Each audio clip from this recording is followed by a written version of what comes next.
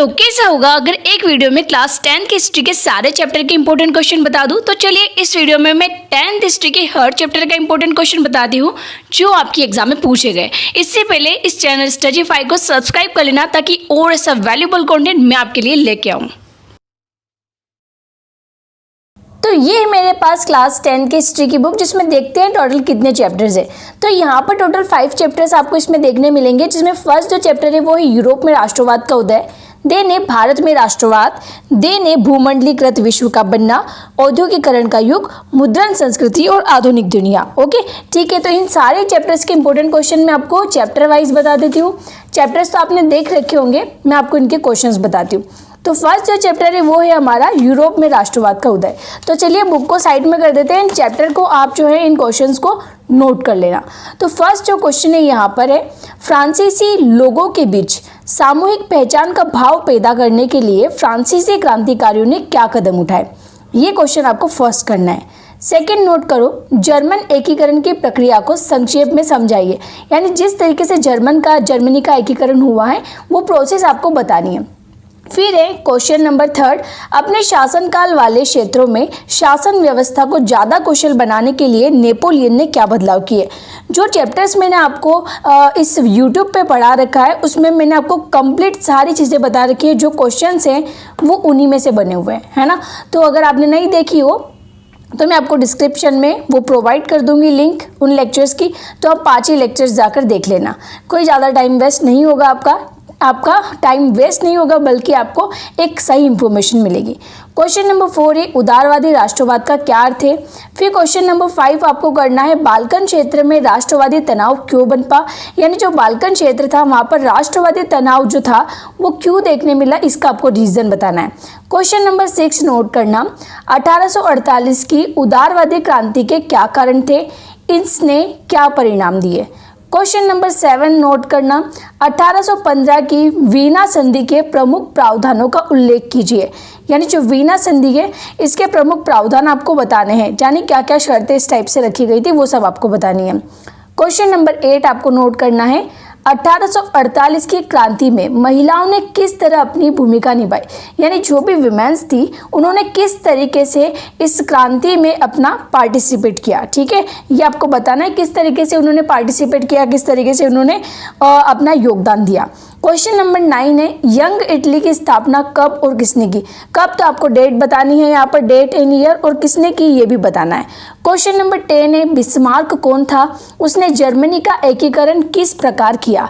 ठीक है, तो इसके जो क्वेश्चन है वो आप देख सकते हैं, इसको आप स्क्रीनशॉट ले सकते हैं या फिर मैंने सब टेलीग्राम पर PDF शेयर कर दिया।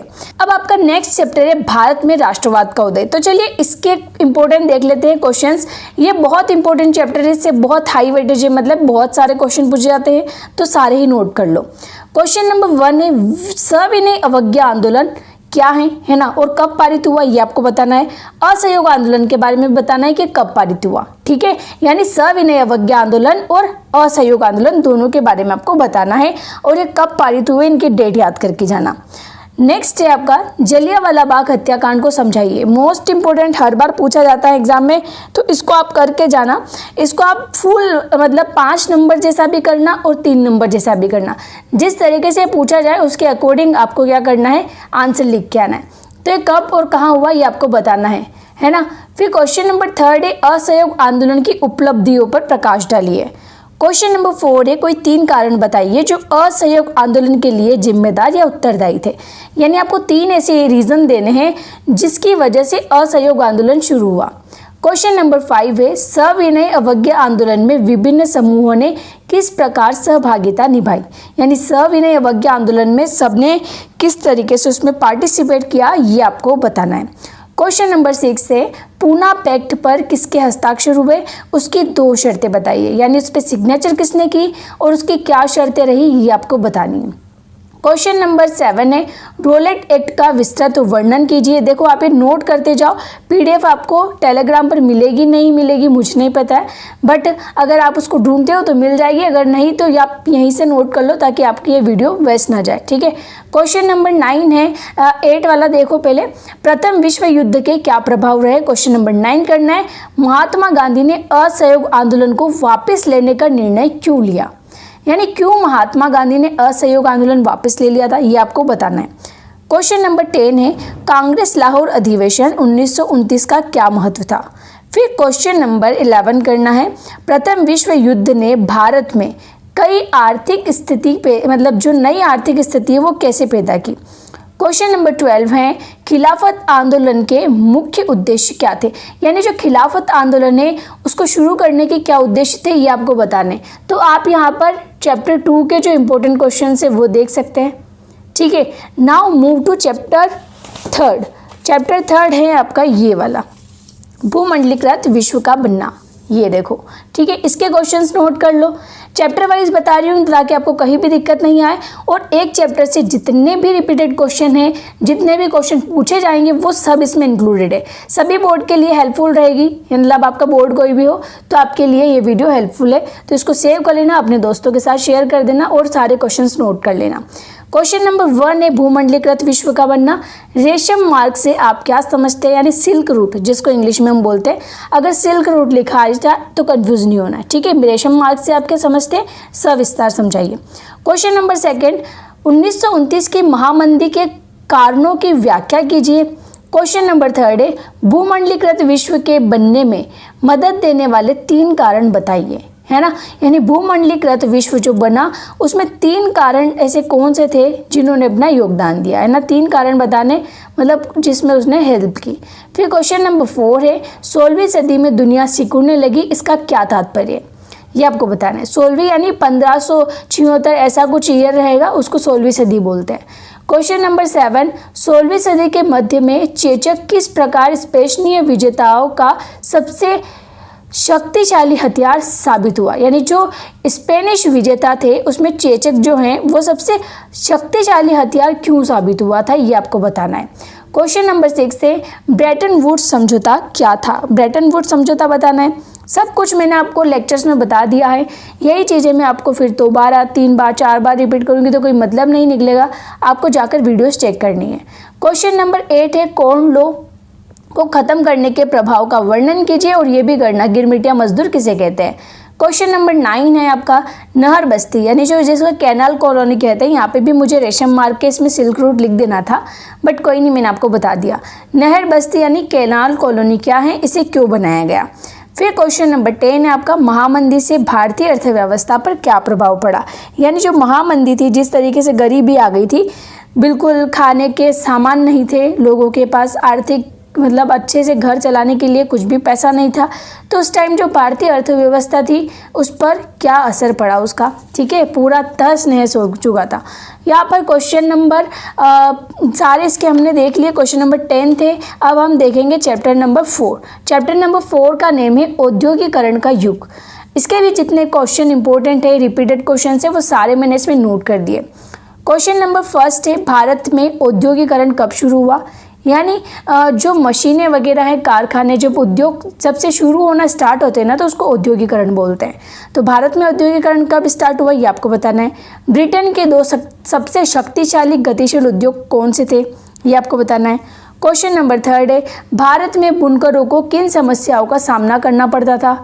क्वेश्चन नंबर 4 है उद्योगपति मशीनों का प्रयोग क्यों नहीं करना चाहते थे। क्वेश्चन नंबर 5 मैनचेस्टर के आगमन से भारतीय बुनकरों के सामने क्या समस्या आई थी। फिर क्वेश्चन नंबर 6 करना है जोबर कौन थे, नई कारखाना प्रणाली में उनकी क्या स्थिति थी। ये क्वेश्चन एक भी मत छोड़ना, मैं आपको नोट करवा रही हूँ, आप इनके आंसर्स वीडियो में जाकर देख लेना। क्वेश्चन नंबर 7 जो है गुमाश्ता क्या थे, उनकी क्या भूमिका रही। सारे जो पॉइंट्स है, सारे चैप्टर्स है वो मैंने क्लियर करवा दिए थे। क्वेश्चन नंबर 8 है स्पिनिंग जेनी क्या है, इसका आविष्कार किसने किया। क्वेश्चन नंबर 9 है आपका औद्योगिक क्रांति का समाज पर क्या प्रभाव पड़ा। तो चैप्टर 4 के भी आप देख सकते हैं औद्योगिकरण का युग। Now move to chapter 5। Last chapter है आपका इसका, जो मैं आपको बता देती हूँ। ये चैप्टर 5 है हमारा, ये आ गया, ठीक है। तो चैप्टर 5 आप करना, जिसका नेम है मुद्रण संस्कृति और आधुनिक दुनिया। तो ये आप देख सकते हैं चैप्टर 5, ठीक है। ये चैप्टर 5 है। इसमें आप देखो क्वेश्चन नंबर 1 कौन सा इंपॉर्टेंट है। यहाँ पर लिख रखा गुटेनबर्ग कौन था, वह क्यों प्रसिद्ध हुआ। गुटेनबर्ग कौन था ये आपको बताना है। क्वेश्चन नंबर 2 है मुद्रित किताबें अशिक्षित लोगों के बीच कैसे लोकप्रिय हुई, यानी लोगों को पढ़ना तो लिखना आता नहीं था, तो वो मुद्रित की हुई से इजीली समझ सकते थे, है ना। तो फिर क्वेश्चन नंबर 3 आप देखोगे मुद्रण की सबसे पहली तकनीक कहाँ विकसित हुई। फिर आप करना मुद्रण संस्कृति फ्रांसीसी क्रांति लाने में क्या भूमिका निभाई, यानी जो मुद्रण संस्कृति थी उसने फ्रांसीसी क्रांति लाने में क्या भूमिका निभाई, ये आपको बताना है। देन जो नेक्स्ट क्वेश्चन है वो है छापे खाने की तकनीक में क्या नए प्रयोग हुए। क्वेश्चन नंबर 6 थे वर्नाकुलर या देसी प्रेस एक्ट क्या था। क्वेश्चन नंबर 7 है भारत में वर्नाकुलर प्रेस एक्ट जारी करने के कारण बताइए, यानी जो वर्नाकुलर प्रेस एक्ट ये भारत में क्यों जारी किया गया ये आपको बताना है। क्वेश्चन नंबर 8 है राजा राममोहन द्वारा प्रकाशित अखबार बताइए। और क्वेश्चन नंबर 9 है गुलामगिरी किसने लिखी। क्वेश्चन नंबर 10 है भारत में राष्ट्रवाद को बढ़ावा देने में मुद्रण संस्कृति ने किस प्रकार अपना योगदान दिया। देखो इनको एक्सप्लेन करने की नीड नहीं है, सारी चीज़ें करवा रखी है और इजीली है, ठीक है, इजी टू गेट है, तो आपको डबल रिपीट करने की ज़रूरत नहीं है। क्वेश्चन नंबर 11 है देशी समाचार पत्रों को कौन सी मुख्य जिम्मेदारियां सौंपी गई, यानी जो देशी समाचार पत्र थे उनको कौन से जो जिम्मेदारियां हैं वो सौंपी गई थी वो आपको बताना है। तो बुक के जो 5 चैप्टर्स है वही मैंने कंप्लीट करवा दिए। ये चैप्टर 2 है, ये चैप्टर 3 है, इसके आगे का टर्न करोगे ये चैप्टर 4 है, इधर आगे का टर्न करोगे ये चैप्टर 1 है। Got it. तो ये आपके सारे चैप्टर्स हो गए। अब क्या करना है आपको, इन्हें नोट कर लेना है। अगले सब्जेक्ट को मैं अगले वीडियो में डिस्कस कर दूंगी।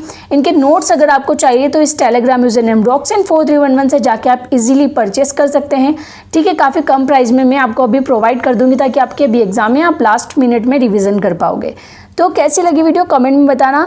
नेक्स्ट वीडियो में कौन सा सब्जेक्ट चाहिए ये भी मुझे कमेंट कर देना ताकि मैं उसके लिए आपकी वीडियो प्रिपेयर कर सकूं। तो धन्यवाद, मिलते हैं स्टडीफाई में नई वीडियो के साथ। जय हिंद।